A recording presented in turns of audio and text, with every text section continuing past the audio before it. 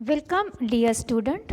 Today we are going to discuss about the maize cultivation. विद्यार्थिनींनो, मागील लेक्चरमध्ये या चॅप्टरमधील आपण एकूण 3 क्रॉप अभ्यासलेले आहेत. यामध्ये पहिलं क्रॉप हे पॅडी म्हणजेच राईस हे होतं. सेकंड सोरगम म्हणजेच ज्वार आणि तिसरं जे मागील लेक्चरमध्ये आपण क्रॉप अभ्यासलेलं होतं ते बाजरी. तर या चॅप्टरमध्ये एकूण आपल्याला 8 क्रॉप्स अभ्यासायचे आहेत. यामधील आपण 3 क्रॉप अभ्यासलेले आहेत आणि आज आपण चौथं क्रॉप अभ्यासणार आहोत.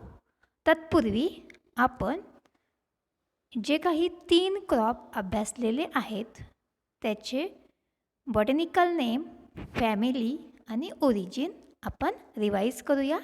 तर पहिलं crop paddy, local name rice और साळ, botanical name Oryza sativa, family Gramineae and origin is South India. The next crop is sorghum, local name jawar or great millet, botanical name sorghum vulgare or sorghum bicolor, family Gramineae, origin India and Africa. The next crop bajri, local name pearl millet, botanical name Pennisetum typhodium, family Gramineae and origin is Africa. तर ह्या तिन्ही क्रॉपचे botanical name, family आणि origin आपण अभ्यासलेले आहेत.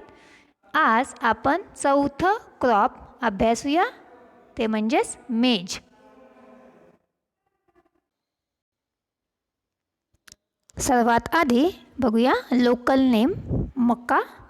त्याचं botanical name आहे Zee मेज. स्पेलिंग बघा ZEAMAYS, झी मेज. त्यानंतर फॅमिली ग्रॅमिनी आणि ओरिजिन आहे सेंट्रल अमेरिका. यामध्ये आपण एकूण 4 पिकांचे बॉटॅनिकल नेम, फॅमिली आणि ओरिजिन लक्षात ठेवणे आवश्यक आहे. यानंतर आपण बघूया economic uses. Maize is an important cereals as well as fodder crop. म्हणजेच मका हे पीक सिरियल क्रॉप आहे, याबरोबरच फॉडर म्हणजे चारा पीकसुद्धा आहे. मोठ्या प्रमाणामध्ये आपण मका चारा पीक म्हणून सुद्धा उत्पादन घेऊ शकतो किंवा घेतलं जाते. It is a staple food of hill region of North India. तर उत्तर भारतामध्ये याचा वापर स्टेपल फूड म्हणून मोठ्या प्रमाणामध्ये म्हणजेच मुख्य अन्न म्हणून मोठ्या प्रमाणामध्ये केला जातो. Then the grain is used for preparing roti and bread. म्हणजेच या दाण्यांचा किंवा ग्रेनचा वापर आपण त्याची चपाती तयार करण्यासाठी किंवा ब्रेड तयार करण्यासाठी केला जातो. तर आपल्याला माहीत आहे पंजाब साईडला जनरली जे त्यांचं मुख्य अन्न असते तर त्यामध्ये मक्के दी रोटी आणि सरसोदा साग असं म्हटलं जाते. तर त्या भागामध्ये मका हे त्यांचं मुख्य अन्न, ते आपल्या आहारामध्ये त्याचा वापर करतात. Then it is use for making pop grain and corn flakes. आता यामध्ये पॉप ग्रेन म्हणजेच लाह्या, आपल्याला सगळ्यांना माहीत आहे, आपण पॉपकॉर्न असं त्याला म्हणतो. आणि कॉर्नफ्लेक्स, आता इथं बघा चित्रामध्ये आपल्याला दिसते की कॉर्नफ्लेक्ससुद्धा आपल्याला इथं यापासून बऱ्याच तयार केले जातात. Then when copes are in milk stage they are baked on fire and grains is eaten. म्हणजेच खाली बघा आहे त्याला आपण भुट्टा किंवा मक्याचं कणीस असं सुद्धा म्हणू शकतो भाजलेलं. तर यामध्ये आपल्याकडे याचा मोठ्या प्रमाणावर वापर करतो आपण जनरली. तर आपण परत एकदा इकॉनॉमिक युजेस बघूया. Maize is an important cereals as well as fodder crop. It is a staple food of hill region of North India. The grain is used for preparing roti and bread. It is used for making pop grain and corn flakes. When cobs are in milk stage, they are baked on fire and grain is eaten. यानंतर आपण बघूया पुढचे uses. It is grown for green fodder to cattle. म्हणजे आपण हे चारा पीक म्हणून सुद्धा कल्टिवेट करतो किंवा ग्रोन करतो. Then the fodder can be used for making silage. फॉडरचा वापर आपण सायलेज म्हणजेच मूर घास तयार करण्यासाठी केला जातो. Then the grain is used for making poultry, horse, sheep and cattle feed. तर याचे जे दाणे आहेत मक्याचे, तर ते आपण पोल्ट्री फीड म्हणून किंवा हॉर्स म्हणजे घोड्यासाठी किंवा मेंढ्या असतील आणि आपले जे जनावरं असतील त्यासाठी याच्या ग्रेनचा वापर हा मोठ्या प्रमाणामध्ये केला जातो. Then it is also use for manufacturing industrial product like starch, glucose, syrup, corn oil and alcohol etcetera. तर या व्यतिरिक्त काही इंडस्ट्रियल प्रॉडक्टसुद्धा यापासून तयार केली जातात. यामध्ये स्टार्च असेल, ग्लुकोज, सिरप, कॉर्न ऑइल आणि अल्कोहोल इत्यादी प्रोडक्टसुद्धा आपण यापासून तयार करू शकतो. देन मेज content about 70% carbohydrates, 10% protein and 4% oil. तर या व्यतिरिक्त यामध्ये 70% हे कार्बोहायड्रेट यांचं प्रमाण असते. त्याचप्रमाणे 10% प्रोटीन आणि 4% म्हणजे अगदी थोडंसं यामध्ये ऑइलचं पर्सेंटेजसुद्धा आपल्याला बघायला मिळते. Then last it is a good source of vitamin A and vitamin E. तर यामध्ये विटॅमिन ए आणि विटॅमिन ई हे सुद्धा आपल्याला मुबलक प्रमाणामध्ये मिळू शकते यापासून. तर आपण यामध्ये एकूण 11 याचे युजेस बघितलेले आहेत. यापैकी आपल्याला कुठले युजेस सोपे वाटतात ते आपण परत थोडक्यामध्ये एकदा रिवाईज करूया.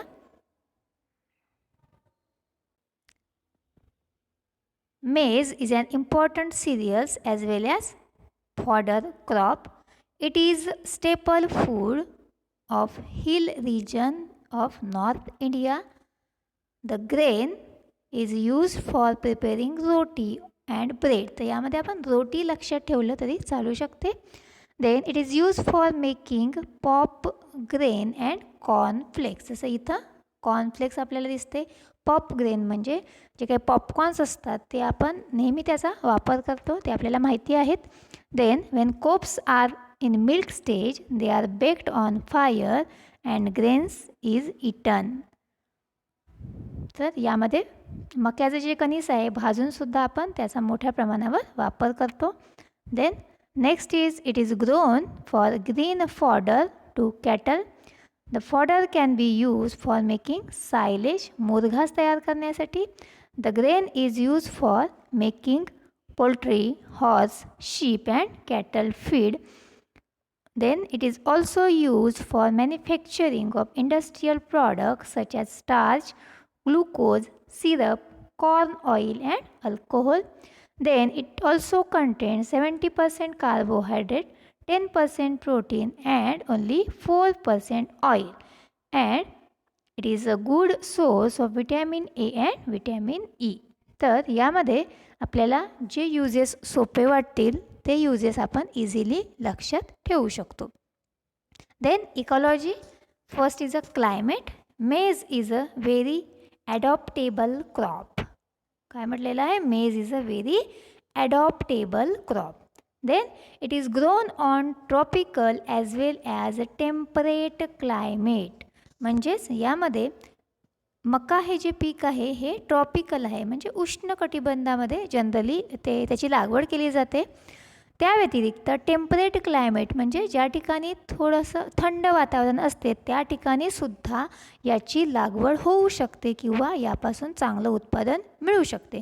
म्हणूनच पहिल्या मुद्द्यामध्ये आपण असं म्हटलेलं आहे की मेज is a very adaptable crop. ॲडॉप्टेबल म्हणजे आपण याची लागवड करताना जे काही ट्रॉपिकल आणि टेम्परेट रिजन म्हटलेलं आहे किंवा टेम्परेट क्लायमेट म्हटलेलं आहे, तर दोन्ही क्लायमेटमध्ये हे सुटेबल आहे. That is called as it is called as a adaptable crop.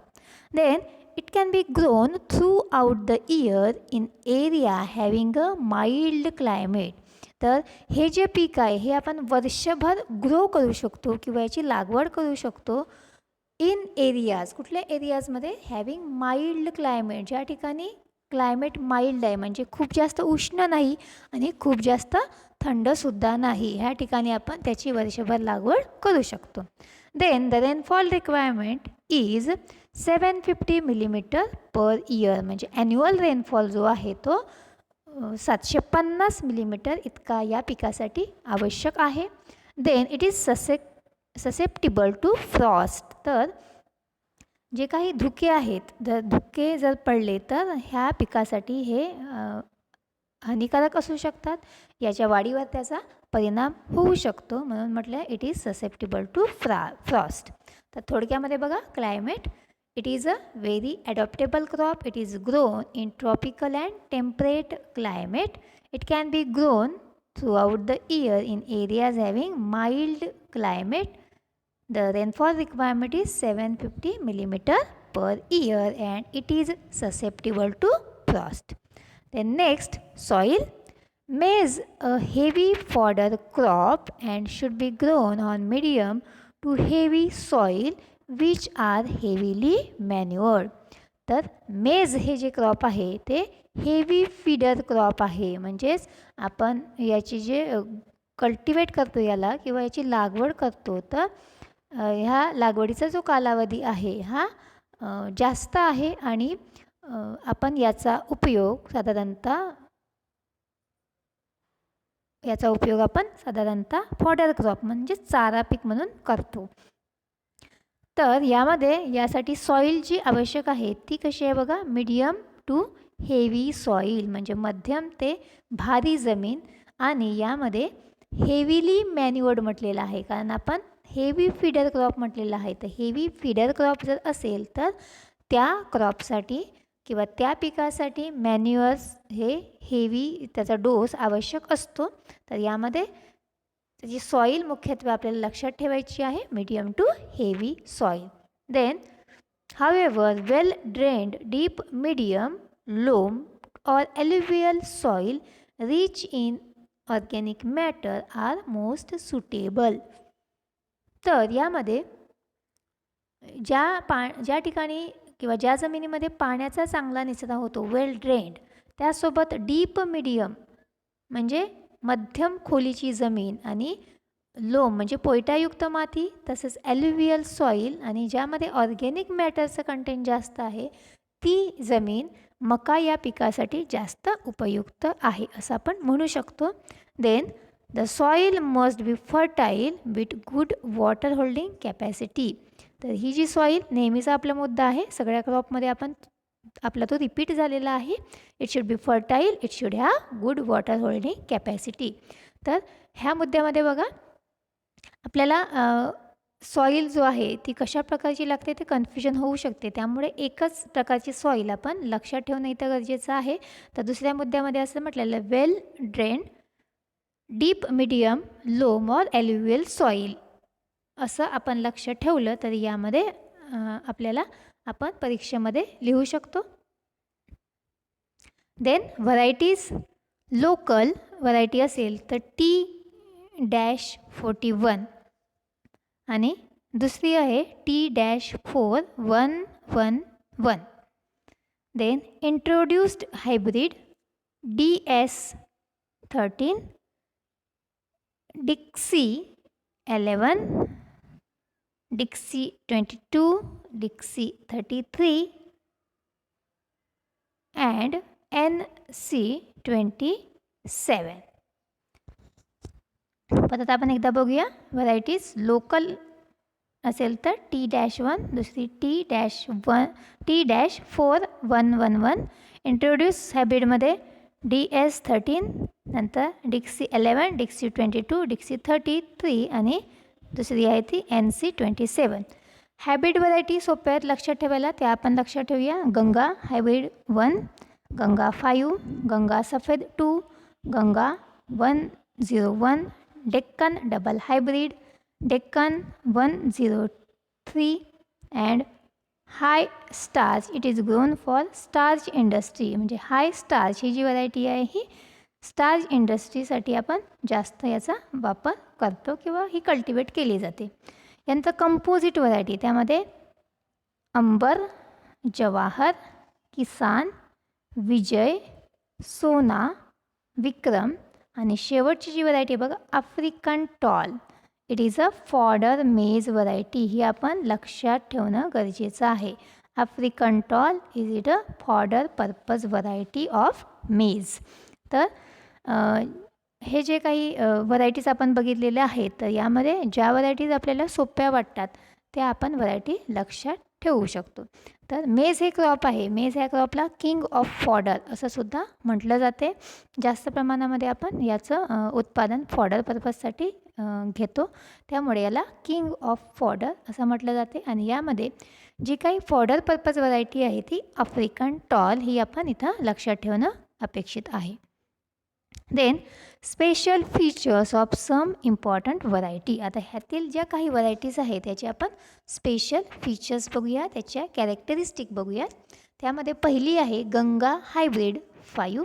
It is produce by crossing CM202 into CM111 आणि ब्रॅकेटमध्ये हे दोन व्हरायटी दिलेले आहे आणि ह्याचं जे क्रॉसिंग आहे ते CM500 यासोबत केलेलं आहे. अशा प्रकारे ही व्हरायटी प्रोड्यूस केलेली आहे. It is mature in 90 to 95 days. म्हणजे ही जी व्हरायटी आहे ही 90 ते 95 दिवसामध्ये मॅच्युअर होते. The grain is bold and yellow coloured. म्हणजे यामध्ये जे काही ग्रेन्स असतात ते बोल्ड असतात आणि याचा कलर हा पिवळसर असतो. It can be grown throughout the year. म्हणजे ही जी व्हरायटी आहे आपण ही वर्षभर याची लागवड करू शकतो. It is resistant to stem borer, rust, गोसावी डिसीज. ही जी व्हरायटी आहे ही व्हरायटी वेगवेगळ्या डिसीजला रेझिस्टंट आहे. त्यामध्ये किंवा पेस्टला पण रेझिस्टंट आहे. जसं स्टेम बोरर हा पेस्ट आहे, तर ह्या पेस्टचा प्रादुर्भावसुद्धा या व्हरायटीवर होत नाही. त्याचप्रमाणे रस्ट असेल किंवा गोसावी डिसीज असतील तर हे डिसीजसुद्धा या व्हरायटीवर यांचा प्रादुर्भाव आपल्याला कमी आढळून येतो. Then average yield is 48 to 53 quintal per hectare. तर यामध्ये याचं जे ॲव्हरेज यील्ड आहे ते 48 ते 53 क्विंटल पर हेक्टर आहे. तर थोडक्यामध्ये आपण परत बघूया. It is produce by crossing CM202 into CM111 in bracket and it is crossed into CM500. It is matured in 90 to 95 days. The grain is bold and yellow colored. It can be grown throughout the year. It is resistant to stem borer, rust and gosawi disease and average yield is 48 to 53 quintal per hectare. यानंतर दुसरी variety आहे गंगा सफेद. It is a cross between CM400 into CM300 into CM600. यामध्ये बघा ब्रॅकेटमध्ये जे crossing आहे ते CM400 into CM300 आणि ब्रॅकेटच्या बाहेर आहे ते CM600. Then it mature in 85 to 100 days. किती दिवसामध्ये मॅच्युअर होते तर 85 ते 100 दिवसामध्ये 85 ते 100 दिवसामध्ये ही मॅच्युअर होते. म्हणजेच याच्या आधीची व्हरायटी आपण बघितली गंगा हायब्रिड, तर त्याचा कालावधी हा थोडा जवळपास दोघांचा कालावधी सारखा आहे. गंगा हायब्रिडमध्ये 90 ते 95 दिवस आणि यामध्ये 85 ते 100 दिवस असं म्हटलेलं आहे. The grain is white in colour. आता यामध्ये बघा गंगा सफेद हे या व्हरायटीचं नाव आहे आणि त्याचे ग्रेन्स व्हाईट असल्यामुळे या व्हरायटीला गंगा सफेद असं नाव दिलेलं आहे. It is resistant to downy mildew, leaf blight and rust disease.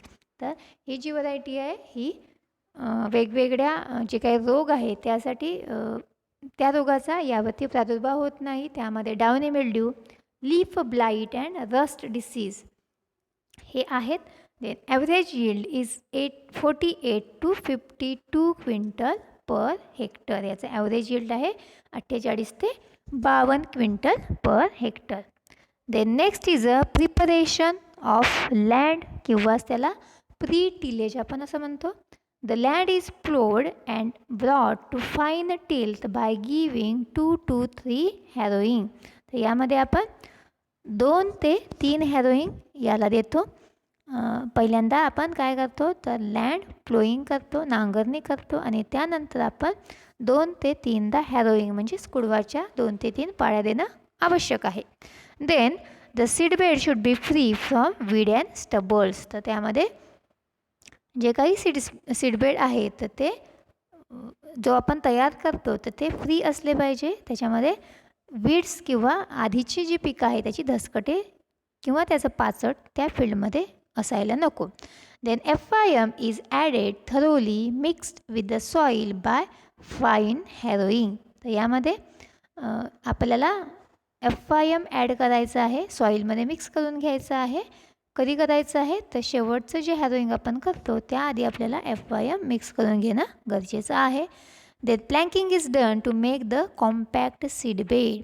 तर आपल्याला प्लँकिंग म्हणजेच त्याचं जमिनीची सपाटी करून घेणं गरजेचं आहे, लेवलिंग करून घेणं गरजेचं आहे आणि ते लेवलिंग करताना जो काही सीडबेड आहे तो थोडासा कॉम्पॅक्ट असणं गरजेचं आहे.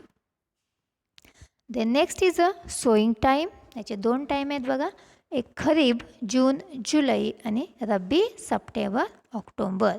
आणि ग्रीन फॉडर क्रॉप म्हणजे फॉडर क्रॉप घ्यायचा असेल तर त्याचा सोईंग टाईम किंवा रिस्पेक्टिव्ह मंथ जो आहे मार्च April.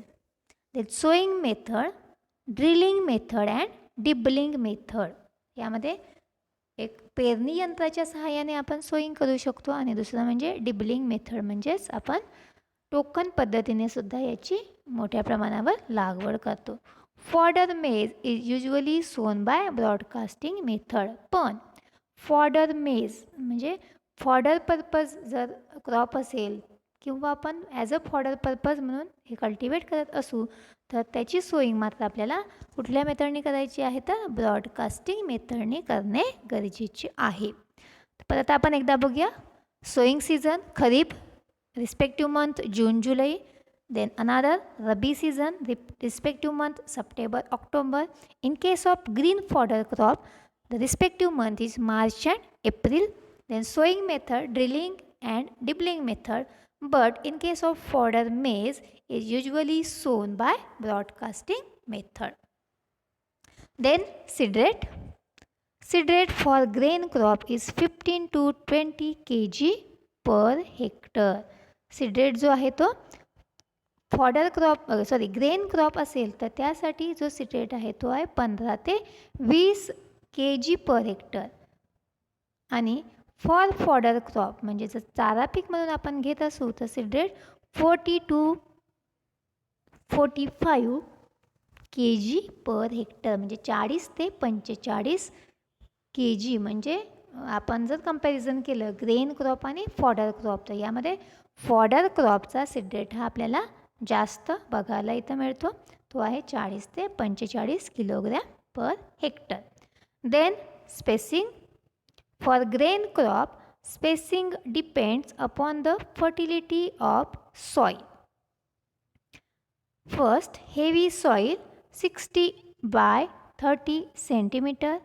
In case of medium soil, the spacing is 70 by 45 centimeter. And in case of fodder crop, the spacing is 30 by 10 centimeter. त्यामध्ये बघा हेवी सॉईल त्याची स्पेसिंग आहे 60 बाय 30 सेंटीमीटर. म्हणजे 2 प्लॅन्टमधलं distance 30 centimetre आणि 2 रोमधलं जे डिस्टन्स असेल रो टू रो असं आपण त्याला म्हणू शकतो 60 centimetre. and plant to plant is 30 centimeter. In case of medium soil, row to row distance is 75 centimeter and plant to plant is 45 centimeter. And in case of fodder crop, the row to row distance is 30 centimeter and plant to plant is very near, that is 10 centimeter in between the two plants. यानंतर आपण बघूया inter cultivation. The मेज field should be kept weed free for 45 to 60 days after sowing as the growth is slow at initial stage. तर यामध्ये बघा पहिल्या मुद्द्यामध्ये काय सांगितलेलं आहे, आपल्याला आपण जेव्हा मका या पिकाची लागवड करतो तेव्हा आपल्याला ती जी जमीन आहे ती वीड फ्री ठेवायची आहे, म्हणजे त्यामध्ये कुठल्याही प्रकारचे वीड नकोत. तर ती कधीपर्यंत ठेवायची आहे, तर 45 ते 60 दिवसापर्यंत ठेवायची आहेत सोईंग झाल्यानंतर. का तर त्यामध्ये जे काही मेज क्रॉप किंवा मका पीक असते तर ते छोटं असते, त्याची ग्रोथ बऱ्यापैकी होत असते आणि त्याच्या इनिशियल स्टेजला जर वीडचा प्रादुर्भाव झाला असेल किंवा तणांचा प्रादुर्भाव झाला असेल तर त्या पिकाच्या वाढीवरती परिणाम होण्याची शक्यता असते. म्हणून आपण वारंवार ते जी काही फील्ड आहे ती वीडिंग करणे त्या फील्डमध्ये गरजेचे आहे. Then 2 hand weeding is followed by 2 hoeing are given 15 days interval. आपल्याला 2 hand weeding म्हणजेच खुरपणी करणे गरजेचे आहे आणि यानंतर आपल्याला 2 होईंग्स म्हणजे कोळपणी करणेसुद्धा गरजेचे आहे. यामध्ये आपण 2 कोळपणीमधलं अंतर हे 15 दिवसाच्या अंतराने आपल्याला करणे गरजेचे आहे. Then last hoeing is given when crop is 8 to 10 week old. तर जेव्हा आपण लास्ट होईंग किंवा कोळपणी करणार आहोत तर ते कधी करणं गरजेचं आहे, तर जेव्हा पीक हे 8 ते 10 आठवड्याचं असेल त्यावेळेस आपण त्यामध्ये लास्ट होईंग करणं गरजेचं आहे. Then a light earthing up is done to give support to the plant. आता यामध्ये आपल्याला अर्थिंग अप ऑपरेशन करणे गरजेचे आहे. अर्थिंग अप म्हणजे to support the basal portion of the plant, म्हणजे त्याच्या मुळाजवळ आपल्याला बेस द्यायचा आहे, मातीचा भर द्यायचा आहे, त्याला आपण अर्थिंग अप असं म्हणतो. तर यामध्ये लाईट अर्थिंग अप आपल्याला करणं गरजेचं आहे की जेणेकरून त्या प्लॅन्टला आपल्याला सपोर्ट्स देता येईल. Then for fodder maize only 2 hoeing and 1 weeding is sufficient. जर आपण चारा पीक म्हणून मका या पिकाची लागवड करत असू तर त्यामध्ये 2 कोळपण्या त्यासोबतच 1 वीडिंग म्हणजेच 1 खुरपणी ही त्याला सफिशियंट आहे किंवा गरजेची आहे. Then weed control may be done by spraying weedicide. जर आपल्याला वीड कंट्रोल करायचं असेल आणि यासाठी आपण जर हर्बिसाईड वापरत असू तर त्यामध्ये आपण कोणकोणते हर्बिसाईड वापरू शकतो, यामध्ये simazine at the rate of 2.5 kg per hectare or 2,4-D at the rate of 1.25 kilogram per hectare or atrazine at the rate of 1 kg per hectare. तर यामध्ये सुद्धा आपल्याला वीड कंट्रोलिंगमध्ये कुठलंही एक विडीसाईड्स किंवा आपण त्याला हर्बिसाईड्स म्हणतो हे आपण लक्षात ठेवलं तरी चालेल. जसं यामध्ये 2,4-D हे नाव आपल्याला बरेच ऐकण्यात येते, ते आपल्या लक्षात राहू शकते, म्हणून 2,4-D आणि ॲट्रॅझिन. 2,4-Dचा रेट 1.25 kg per hectare आणि atrazine at the rate of 1 kg per hectare इतका यामध्ये रेट आहे. तर यामध्ये बघा आपण यामध्ये इंटरकल्टिवेशन परत एकदा रिवाईज करूया थोडक्यामध्ये. तर आपल्याला पहिल्यांदा मेज क्रॉप वीड फ्री ठेवणं गरजेचं आहे. यामध्ये 45 ते 60 दिवसापर्यंत आपल्याला ते वीड फ्री ठेवणं गरजेचं आहे, कारण यामध्ये मका या पिकाची इनिशियल स्टेज किंवा इनिशियल ग्रोथ होत असते, स्लो ग्रोथ होत असते. त्यानंतर 2 हँड विडिंग आणि 2 होईंग करणं गरजेचं आहे. होईंग करताना आपल्याला 15 दिवसाच्या अंतराने करणं गरजेचं आहे. नंतर जेव्हा आपण लास्ट होईंग करतो ती केव्हा करायची आहे, तर पीक हे 8 ते 10 आठवड्याचं असेल तेव्हा. यानंतर आपण मेन म्हणजे मुख्य बघा इथं महत्त्वाचं आहे, लाईट अर्थिंग अप ऑपरेशन करणं गरजेचं आहे. To give the supports to the plant. आपल्याला प्लॅन्टला सपोर्ट्स करण्यासाठी किंवा त्याला मातीची भर देणे असं पण आपण म्हणू शकतो. तर त्यासाठी आपण लाईट अर्थिंग अप ऑपरेशन करणं गरजेचं आहे. Then for fodder maize only 2 hoeing and 1 hand weeding is sufficient. म्हणजे समजा चारा पीक असेल तर 2 कोळपण्या आणि 1 विडिंग म्हणजेच एक आपल्याला खुरपणी करणे या ठिकाणी गरजेचं आहे.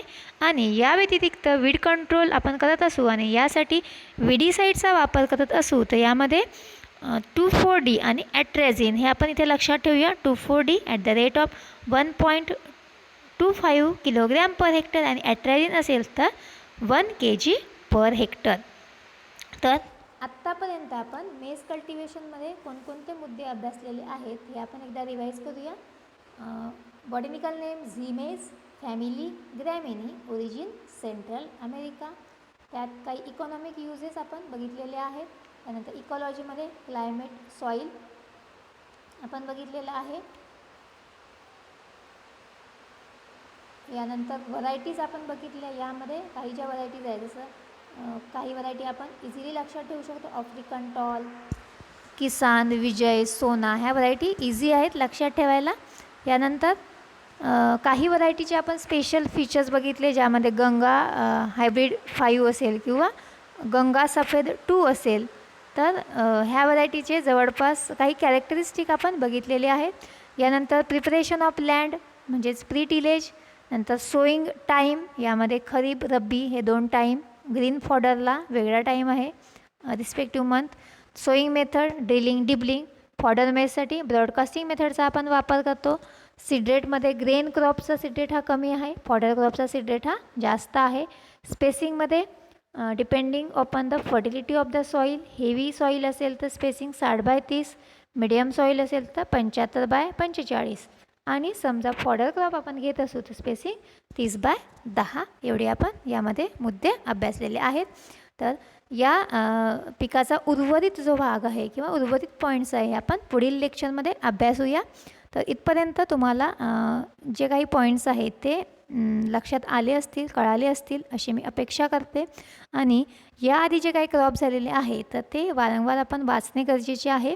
कारण हे सगळे तुम्हाला या सिलेबसमध्ये क्रॉप कल्टिवेशन्स आहेत. यामध्ये जे काही मुद्दे आहेत, मुख्य मुद्दे ते सेम आहेत. आतमधलं जे काही पॉईंट्स आहेत ते सुद्धा थोडेफार जवळपास सेम सारखे आहेत. त्यामुळे कन्फ्युजन आपल्याला दूर करायचं असेल तर हे जे काही क्रॉप्स आहे जे आपले झालेले आहेत तर आपण अभ्यासलेले आहेत तर त्याचं थोडंसं आपण वाचन करणे इथे अपेक्षित आहे.